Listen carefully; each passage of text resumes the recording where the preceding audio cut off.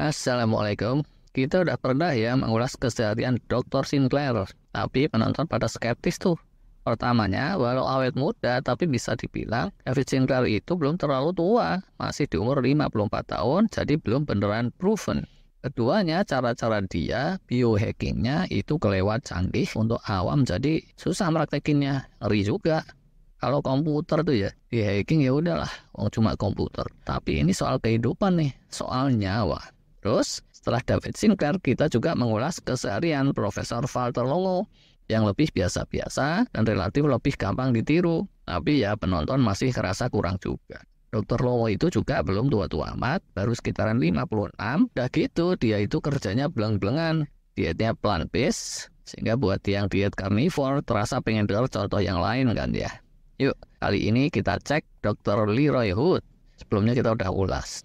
Dia itu lumayan mengubah dunia karena jadi enablernya untuk proyek raksasa Human Genome Sequencing. Dan oh ye, Dr. Hood ini sudah asli banget membuktikan umurnya sudah 85 tahun. Kalau belum nonton silakan aja cek video yang lalu. Gimana sih kesehariannya? Dulunya dia itu biasa aja loh. Sama aja dengan kebanyakan masyarakat awam Amerika. Yaitu sampai sekitaran 20 tahun yang lalu ketika kehilangan istrinya. Artinya, sudah paruh baya baru dia serius soal kesehatan holistik. Dan bukannya kayak David Sinclair yang sudah mulai disiplin ketat sejak umur 20-an. Kayak dagelan tuh ya kalau kayak gitu. Maudin gitu didatengin tukang obat. Oh beneran, jus ini tuh bisa bikin awet muda.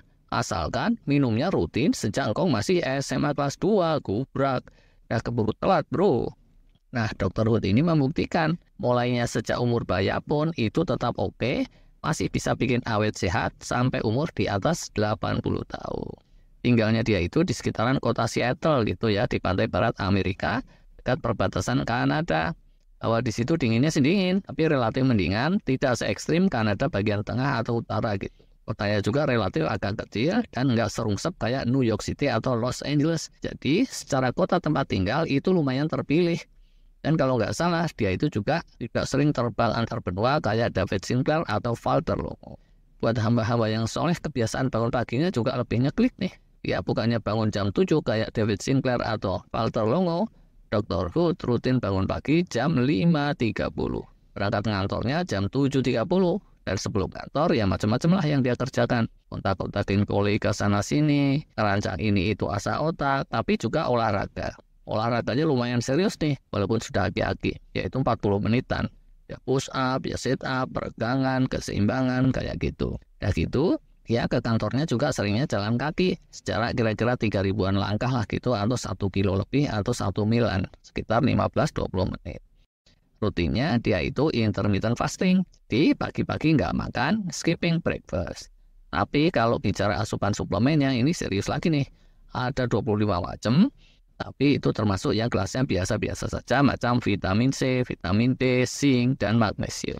Dia juga sibuk bekerja, punya passion. Nah, ini memang benang merahnya selalu kayak gini nih. Semua yang awet sehat itu nggak ada yang gelumbrak-gelumbruk malas-malesan. Leroy Hood ini juga begitu. Mohon maaf nih buat yang mager. Terus, yaitu bukannya kerja belak-belakan kayak Dr. Longo. Kira-kira sebelum maghrib tuh biasanya dia udah pulang. Terus happy-happy ngerjain beberapa hobi. Bisa baca-baca novel spionase, baca buku, main musik, atau jalan-jalan kaki. Yaitu sama partnernya Becky namanya. Terus, dia makan dinner di sore hari. Biasanya sekitaran jam 7 malam saja dan nggak pernah makan larut malam. Lunch sama dinernya dia makan apa sih? Mungkin kalau makan kroto. Karena kroto itu makanan burung. Dia ya cenderung makannya makan sehat lah ya. Banyakin sayuran hijau, terus buah segar. Tapi ada karbonya juga kayak gitu deh. Relatif biasa saja, nggak ada yang aneh-aneh banget, tapi pokoknya ya jauh lah dari junk food. Terus, tidur malamnya juga sekitaran jam 10.30 saja, bukannya midnight kayak David Sinclair atau Walter Longo. Kesehariannya cenderung rutin aja kayak gitu, dan yang rutin seperti itu menurut para pakar memang paling sip untuk awet sehat. Kalau tidur jam 10.30, bangun 5.30, alokasi tidurnya tuh 7 jam ya. Cukup optimal kalau menurut ilmu tidur yang baku kekinian yang pernah kita bahas beberapa kali.